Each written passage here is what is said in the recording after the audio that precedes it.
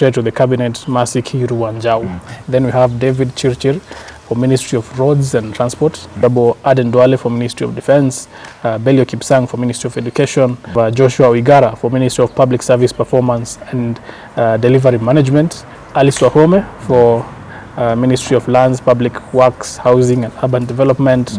And how many presidents can engage directly with discontented citizens in space like X? It has never happened. Very few in Africa. Mahali mtu amekasirika mpaka anasema I'll not even call you President Baba Shalin.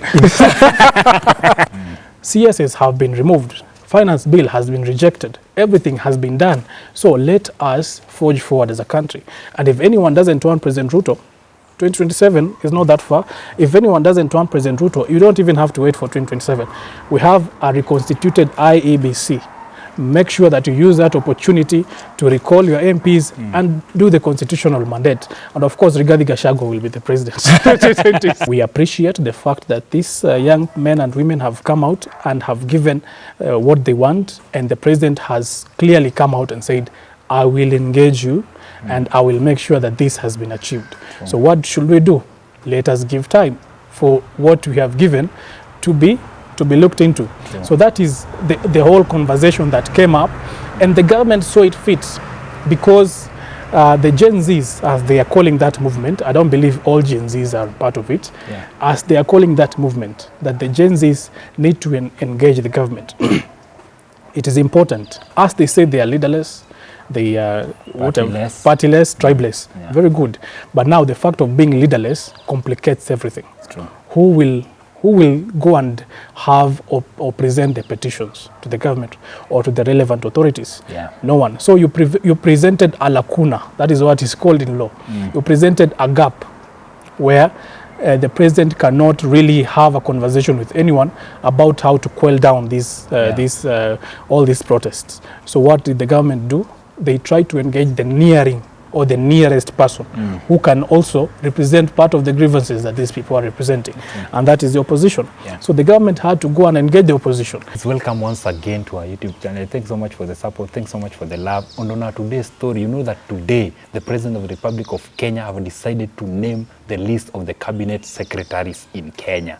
The new list of the cabinet secretaries in Kenya. Before we continue, Boni, tell them something. Hello guys, my name is Boni. You can also call me Bonified.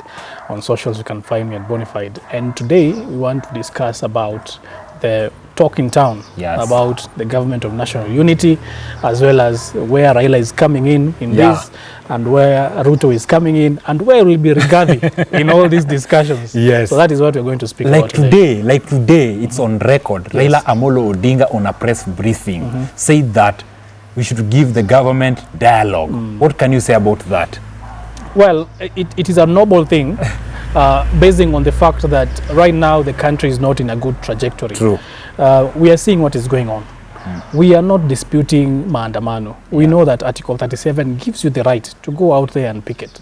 But there is no article in our constitution that gives anyone the right to go and loot. You know, there is no article that gives you the right to throw stones. True. So that, basing on that fact, our country needs order. And if the political class can sit down and say, we need order, and this is how order can be achieved, then so be it. You know, Raila Odinga cannot be president if there is no order in this country. Those people who are supporting Raila Odinga, they should know that free and fair, there will be no order if the Raila Odinga will not be president if there is no order today. William Ruto will not be president if there is no order. This Kenya cannot even be led by the military. Even if you want the military to lead, they will not be led if there is no order. Order is the basis of a society. Okay, so there has to be order for anything to happen, and the order is this: one, you have presented your grievances. Have they been met or haven't they been met? That is one thing. Second, do you have a plan after what you are doing right now to go and achieve what you need to achieve? So if you don't have a plan, then you are sending us into anarchy, and that is not a situation that we want as a country. We appreciate the fact that these young men and women have come out and have given what they want, and the president has clearly come out and said, I will engage you and I will make sure that this has been achieved. So what should we do? Let us give time for what we have given to be to be looked into. So that is the whole conversation that came up, and the government saw it fit because the Gen Zs, as they are calling that movement, I don't believe all Gen Zs are part of it, as they are calling that movement, that the Gen Zs need to engage the government. It is important. As they say, they are leaderless, they are partyless, tribeless. Yeah. Very good. But now the fact of being leaderless complicates everything. It's true. Who will go and have or present the petitions to the government or to the relevant authorities? Yeah. No one. So you presented a lacuna. That is what is called in law. You presented a gap where the president cannot really have a conversation with anyone about how to quell down all these protests. So what did the government do? They tried to engage the nearest person who can also represent part of the grievances that these people are representing, and that is the opposition. Yeah. So the government had to go and engage the opposition. So it is not anyone's fault that the government has chosen to go and speak to Raila. Raila Odinga himself has been here long enough as an elder in this country. He has been here long enough to also know the direction at which the country is taking. The country has never taken this direction. So if he comes out as an elder and says that we need to follow this path, it is well and good. CSs have been removed. Finance bill has been rejected. Everything has been done. So let us forge forward as a country. And if anyone doesn't want President Ruto, 2027 is not that far. If anyone doesn't want President Ruto, you don't even have to wait for 2027. We have a reconstituted IEBC. Make sure that you use that opportunity to recall your MPs and do the constitutional mandate. And of course, Rigathi Gachagua will be the president. 2027. We are not going, the apple will not fall far from the tree. It will just be there. And if you think that this is a conundrum that we cannot get out of, I think the voices have been heard. The voices have been heard. And if anything, just look at the entire world right now. Just look at how many presidents can dissolve their entire cabinet in a single day. No one. And that is something that was not planned prior. So those were bold moves that the president... Very, very bold, because it needs a lot of money. It does. Again. And how many presidents can engage directly with discontented citizens in space like X? It has never happened. Very few. In Africa. Mahali mtu amekasirika mpaka anasema, I'll not even call you President Baba Shalin. And that is a president of the Republic of Kenya. Seriously. Yes. So I think the voices have been heard. The president is not flying anymore. The president has been in the country for a month. So tupunguze hii kidogo hii tunapeleka sana. Something that ilinistua sana, the president was called Baba Shalin. Na akasema sema. It has never happened before. Because and president said that, how can I call you my friend? What is the name? What is your name, my friend? If you don't want to tell me your name, it's okay. That is a president who is ready to connect with the people. I think, for me, to be honest, I've been blaming the president for no reason. I've been saying that president is bad, president is not doing this, but the president is not bad. Those people that were, when walikuwa nyuma ya president, hao ndio wenye walikuwa wanaongeza moto, unaona? Hao ndio wenye walikuwa sumbua wanachokora vitu, unaona? President walikuwa hapo, like, president alikuwa amejua docket ya kila msee. Like, hao wenye walikuwa kaa puppet sasa. Wanapewa pesa bure. Someone is being paid doing nothing. President hadi alikuja akasema bana, vitu zenyu zote najua. I know some people are not doing their work. Niliwapea hii kazi kwa sababu you are my friend, but I'm perform. So hata nikiwatoa, amfai kucomplain because I did you a favor, but in that favor hakuna kitu mulifanya. So endeni to home. And Musalia Mudavadi is now the CS of everything. Whatever you think, Musalia Mudavadi is the CS. If you want a job, Musalia Mudavadi is the right person that you are going to approach. Exactly. Any job, any docket. Someone that didn't have a job in the government now is the head of CS in Kenya. That is something that aliyeju mngoje chini murko. Someone mwenye alikuwa na kiburi, what is happening right now?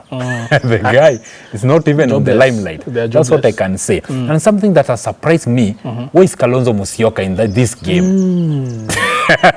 You saw what happened yesterday. Yes. Yesterday, Kalonzo Musyoka was releasing his statement for of course, the protests that are ongoing. Yeah. And then goons stormed in, unfortunately. And we cannot stand here and verify that these goons are from this or this. We know what we know and what we saw is that goons infiltrated or affected the presentation that Kalonzo Musyoka was giving.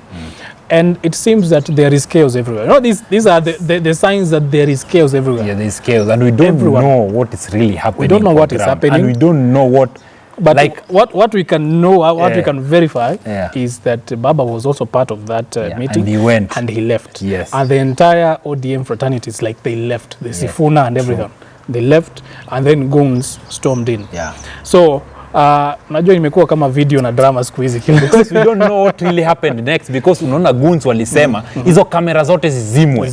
You saw what happened. Kidogo kidogo kila kitu ishakuwa off. So we don't know what really happened after there. Kama Kalonzo alibebwa juju ama katupwa, we don't know what really happened. But what we can assess is the statements that are coming from Kalonzo Musyoka and from Raila Odinga. Yeah. Kalonzo Musyoka has been very adamant to side with the protesters and say that, the government is not doing good, and the protesters are right. And that is, in fact, that is the statement that he was making at that point. True. But Raila Odinga, on the other hand, has been saying that we need to have dialogue with the government and make sure that this government goes to dialogue with the opposition to quell the situation. So those are two conflicting stories that you're hearing from Azimio. One side we have Kalonzo Musyoka, the other side we have Raila Odinga. Yeah. So it seems to us, and this is it seems to us that Raila Odinga may be having some sort of an agreement with the president. The president, yes. That Kalonzo Musyoka is not privy or doesn't want to be part of. True. Because I think the reason why Kalonzo Musyoka doesn't want to dine the same table with the government is what happened between Uhuru Kenyatta and Raila Odinga. That cost Raila Amolo Odinga big time. Big time. So Kalonzo is taking a double chance. He feel like if I dine in the same table with the government, I'm going to lose, because it's automatically sure that Kalonzo Musyoka is going to vie in the year 2027. So he don't want to take any risk. Exactly. Any risk. And whatever happened yesterday, it has increased the voters of Kalonzo Musyoka comes 2027. This is a sure bet. And of course, we know that I think Baba doesn't have presidential ambitions come 2027. True. He's aiming for that AU seat. So he doesn't have anything to lose. He can put his people behind Ruto, and they will have some sort of an agreement that can be drafted, and then they will sail to 2027. Of course, one thing that Raila Odinga will not allow is that ODM to be part of the Kenya Kwanza. That will not happen. But of course, they can be buddies. We've heard different statements from Peter Kaluma and everything.